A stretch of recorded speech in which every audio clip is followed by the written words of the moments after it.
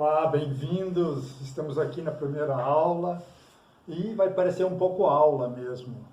Você deve ter visto isso na escola, mas na escola a gente tem muita matéria que a gente recebe muito despedaçado. Então, meu objetivo é passar para vocês um entendimento simplificado de uma coisa que é, vamos dizer, holística. Tudo é conectado. E se você entender a sequência e tiver um pouco de paciência, certas vezes, quando parece aula, mas o importante é entender um primeiro passo para entender como é conectado e como isso dá um entendimento melhor dos princípios da natureza. Olha que beleza a chuva! Nós vamos justamente falar na primeira aula da água, que a água é um milagre. O milagre da água. Eu sempre começo meus cursos para jovens, para adultos, para produtores, com essa aula do milagre d'água. Então vamos começar. Milagre d'água. Nós somos 70% de água. E a Terra é 70% de água. Já começa com uma coincidência. Como eu falei, a gente pode muitas vezes fazer a comparação, fazer um paralelo entre nós e a natureza. Nós somos parte da natureza. E a gente é muito parecido. A gente consegue entender muito melhor quando a gente faz esses paralelos para entender como a gente é parecido. 70% da água quer dizer que a gente depende muito da água. Então a gente precisa cuidar disso, precisa lembrar de tomar água. A gente precisa dessa água para funcionar. Vamos entender um pouco mais sobre a água agora então. O que vem a ser a água? Todos já ouviram falar de H2O. Eu não falo daquela bebida que se compra no supermercado saborizada. H2O é a molécula de água, que contém 2 hidrogênios e um oxigênio. Nessa configuração, acaba criando um polo positivo e um polo negativo. Por causa disso, a água se liga muito fortemente nela mesma, formando o que a gente chama de pontes de hidrogênio. Essas pontes de hidrogênio fazem com que a água fixe muito fortemente nela mesma e nas outras substâncias. Cria uma condição da água ser bipolar. Essas pontes de hidrogênio é o que confere para a água as características dela. Se eu largar um pouquinho de água aqui na mesa, você vê como ela fica coesa. Cada molécula prende nela mesma. Se eu arrastar o dedo, ela adere ao dedo. Por ser bipolar, ela vai aderir a qualquer superfície e ser arrastada. É fluxo de massa. Isso são poderes de coesão e adesão. A primeira dessas características é justamente a ligação dela com ela mesma, formando o que a gente chama de tensão superficial. Não sei se estão entendendo o milagre até agora, mas o simples fato da tensão superficial criar uma película na água evita, por exemplo, no rio, as folhas de uma árvore não cair tudo naquele mesmo lugar, não afundar ali mesmo e criar um problema. Elas vão andar para outro lugar, vão transferir matéria orgânica para outros locais.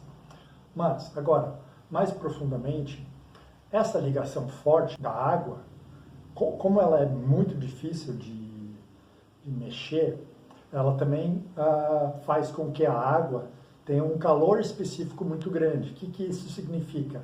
Para a água aquecer, a energia necessária para aquecer cada grau a água é muito maior do que outros elementos. Isso faz com que a água vire como um regulador térmico.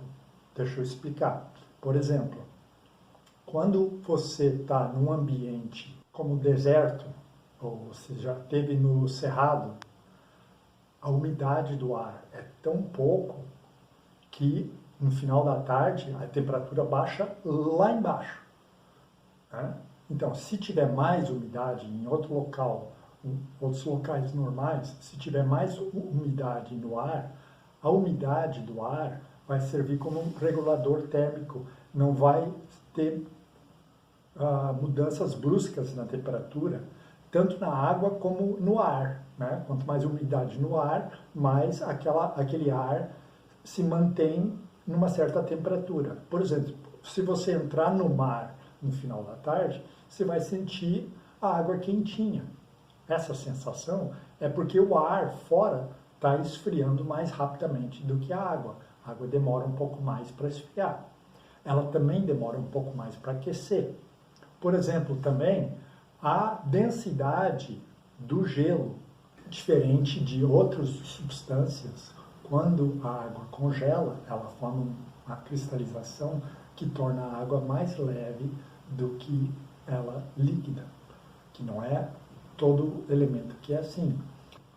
Como a densidade do gelo é menor que a água, o gelo flutua. Se isso não acontecesse, a gente ia ter o fenômeno de um lago, quando congela, onde é possível, congelar totalmente. Se você pensar, a água ferve a 100 graus. Isso é um valor alto. Tem outros elementos que fervem muito mais rapidamente. Então, ele precisa bastante calor para ferver a água. Se você pensar em congelar ela, também é bastante energia. Quando a gente aumenta a temperatura, a gente precisa adicionar calor para aumentar a temperatura. O gelo em cima de um lago, então, como tem a reação do gelo estar derretendo aqui, isso, no derreter do gelo, libera calor. Então, a água abaixo do gelo sempre se mantém estável a 4 graus Celsius. Isso eu acho um milagre, né? Senão a gente ia ter lagos congelando totalmente. Não ia ter vida na água. Se o calor específico da água não fosse alto, por exemplo, imagina se fosse a superfície de água fosse areia. A areia aquece muito mais rápido que a água. Aí a gente ia ter um calorão. Imagina se a gente tivesse como caminhar na areia, na praia, né? Você queima os pés. Imagina se a água fosse tão rápido para mudar de temperatura como a areia. Nem falar de metais, né? Os metais aquecem na hora. Então, sorte que a gente tem uma superfície, que a maioria da Terra é a água, que serve de regulador do ambiente todo, entende? Porque tem a umidade do ar. Então, ele serve de regulador térmico. Mencionei que a água é bipolar. Isso torna ela um ótimo dissolvente de vários solutos. E nós vamos falar mais sobre isso na segunda aula. A gente falou sobre a tensão superficial da água. Por causa dos pontos de hidrogênio e a bipolaridade, ela forma aquela tensão superficial, que daí o ponto de ebulição dela é alta, e ela tem um alto calor específico. Isso faz com que a água seja um regulador térmico. Vou falar agora da primeira maneira que vocês podem ajudar a salvar o mundo. Vou falar de sabão e detergente. Qual é a diferença? Sabão, muita gente da roça sabe que é muito fácil fazer sabão com vários tipos de gordura, inclusive abacate e várias coisas podem fazer sabão. É um processo com soda cáustica, que a questão de pH a natureza consegue resolver, tá? E a saponificação é a ação que um elemento faz para reagir com a água e separar as gorduras. Agora, detergente é uma coisa que o homem criou, a partir do petróleo principalmente, para criar uma molécula sintética, e nós vamos falar mais adiante sobre os perigos dos sintéticos. Qual é a diferença de uma coisa natural e sintética? E além de ser sintético, o produto sintético ele é persistente no ambiente. Então, a ação do detergente é o que a gente chama de surfactante. Surfactante ou tensoativo, ele acaba com aquela tensão superficial da água. Tudo que a gente falou até agora, todas essas características importantes, o milagre da água depende das pontes de hidrogênio e da tensão superficial da água.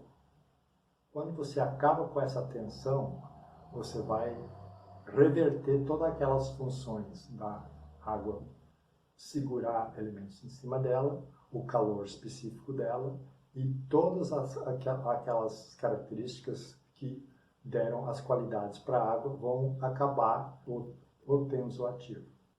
assim, e isso é persistente. Com o sabão, simplesmente a gente tem, por exemplo, uma planta chamada saboneteira, feijões, babosa, tem vários outros elementos, outras plantas que podem ter esse efeito de sabão, que faz a separação das gorduras. Claro que detergentes, muitos detergentes fortes, são mais eficientes do que sabão, mas a que custo?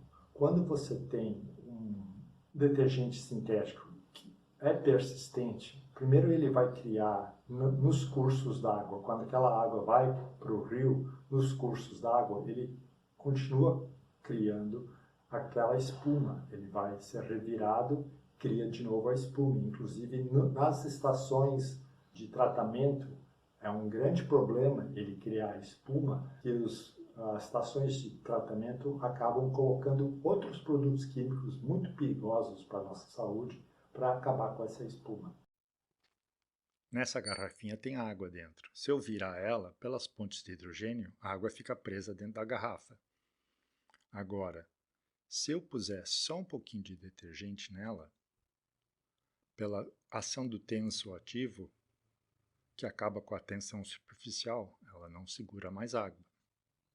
Na indústria já estão sendo usados alguns detergentes biodegradáveis, feitos com produtos naturais, que a partir de bactérias, algumas bactérias criam também tensoativos. Então, no futuro, com mais pesquisa, nós teremos mais detergentes naturais, biodegradáveis, mas, enquanto isso, quanto mais a gente consegue usar sabão em vez de detergente, mais você vai estar preservando a natureza.